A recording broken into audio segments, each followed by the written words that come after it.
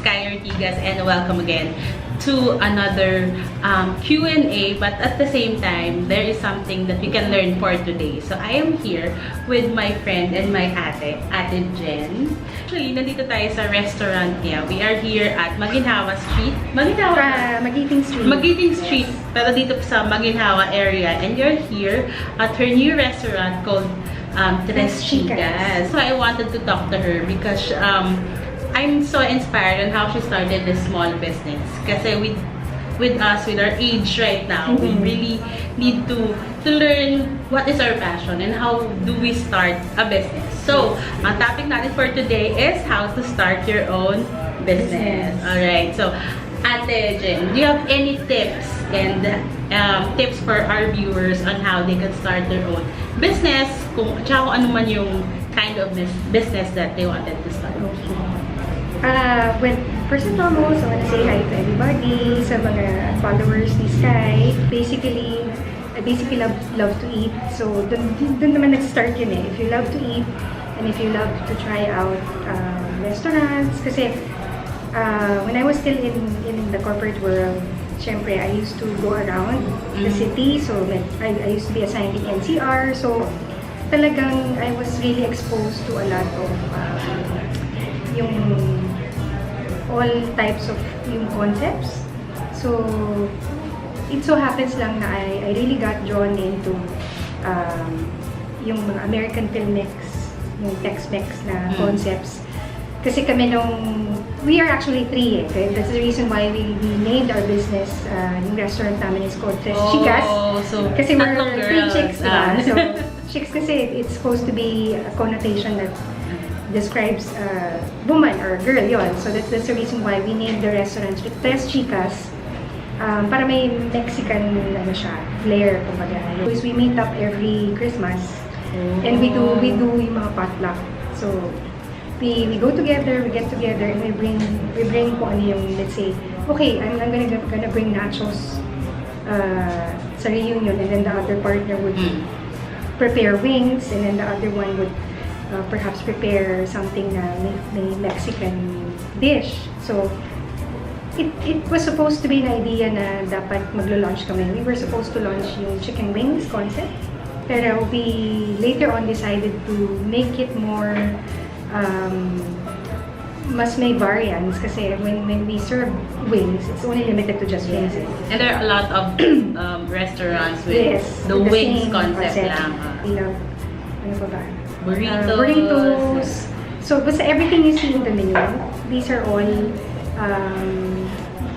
dishes na we specifically really like to eat. So, that was how we came up with the concept na why don't we make it, kasi if it's just purely Mexican, and syempre, we also love Filipino food. So, we somehow fuse the two together to still go for, still serve Filipino at the same time with the Mexican twist dun sa dish. So what you're saying, Ate, is that you have to incorporate what you like to your business. Yes. It has to be something that you yourself would like to eat. Kasi I think that's the formula eh.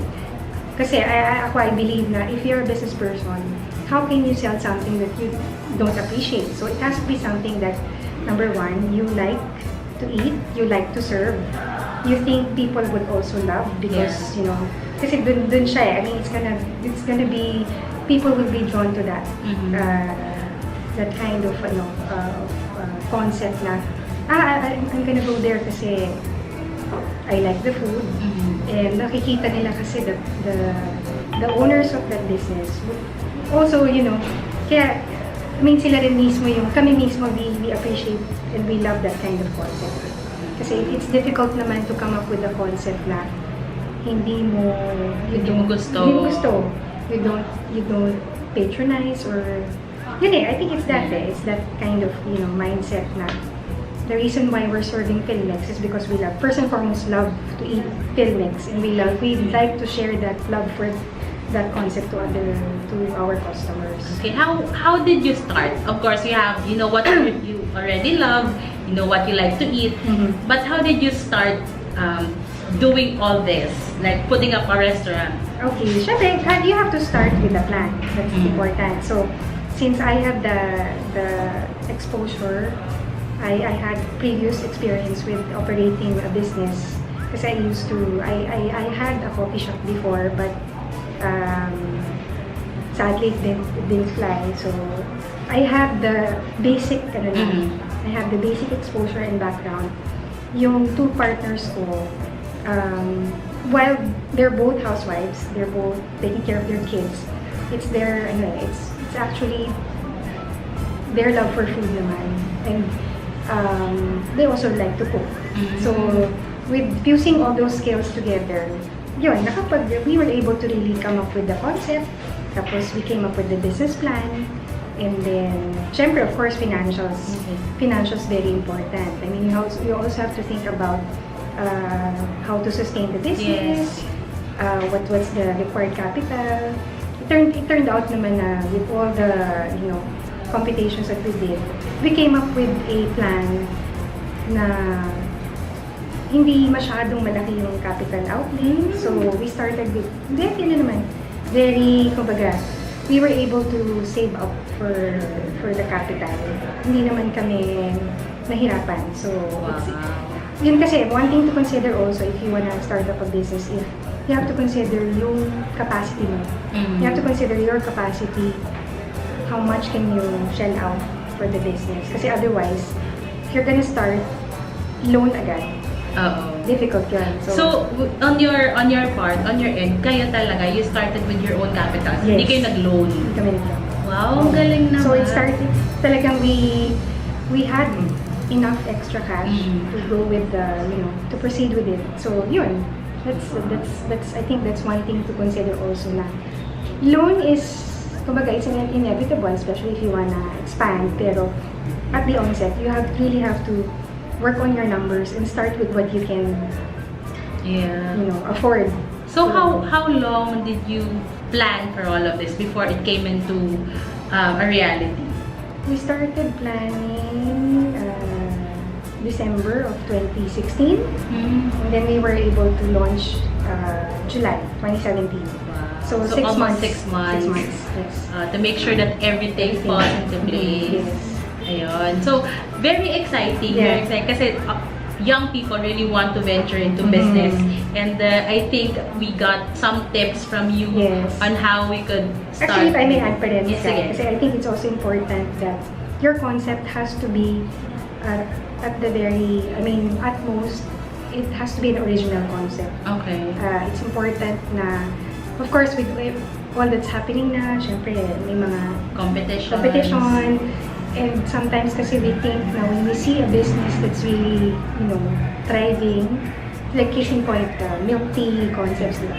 So a lot of milk tea stores are springing out, coming out, kasi nga, people would think, very profitable yan, because you see naman how the line is, especially sa mga milk tea shops, diba?